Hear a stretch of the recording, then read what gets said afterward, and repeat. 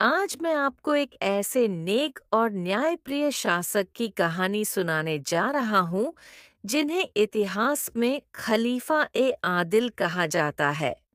उनका नाम हजरत उमर बिन अब्दुल अजीज रहमन था। एक ईमानदार शासक जब हजरत उमर बिन अब्दुल अजीज रहा खलीफा बने तो उन्होंने सबसे पहले यह ऐलान किया कि वह अपनी जिंदगी सादगी और ईमानदारी से गुजारेंगे। उन्होंने सरकारी खजाने बैतुल माल को जनता की अमानत समझा और खुद पर कोई गैर जरूरी खर्च नहीं किया। उनके द्वार में कोई भी भूखा नहीं सोता था और सबको इंसाफ मिलता था।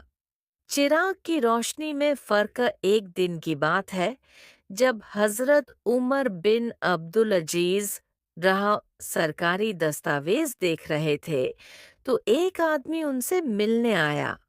उस आदमी ने दुनियावी बातें शुरू कर दी। हजरत उमर राबिन ने तुरंत सरकारी चिराग बुझा दिया और दूसरा चिराग जला लिया। उस आदमी ने हैरानी से पूछा, आपने चिराग क्यों बुझा दिया? हजरत उमर बिन अब्दुल अजीज रह मुस्कुराकर बोले, पहला चिराग सरकारी था। वह सिर्फ सरकारी कामों के लिए था।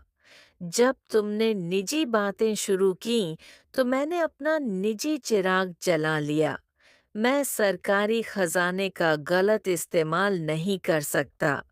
यह सुनकर वह आदमी बहुत प्रभावित हुआ और बोला, अगर दुनिया के सारे शासक आप जैसे हो जाएं, तो दुनिया में कोई जुल्म न रहे।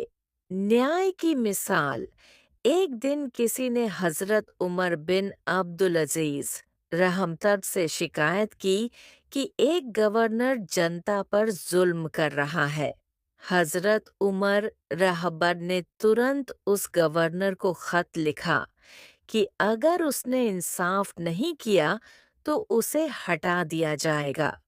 यह सुनकर गवर्नर डर गया और उसने अपने बर्ताव को बदल लिया।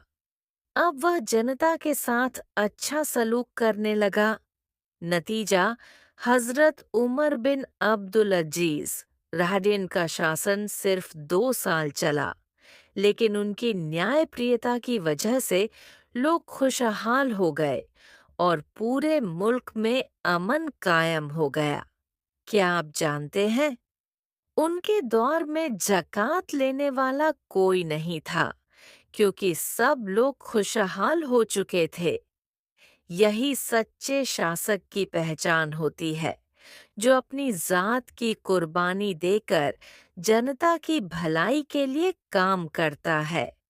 हमें भी चाहिए कि हम ईमानदारी और न्याय के सिद्धांतों पर अमल करें ताकि दुनिया एक बेहतर जगह बन सके।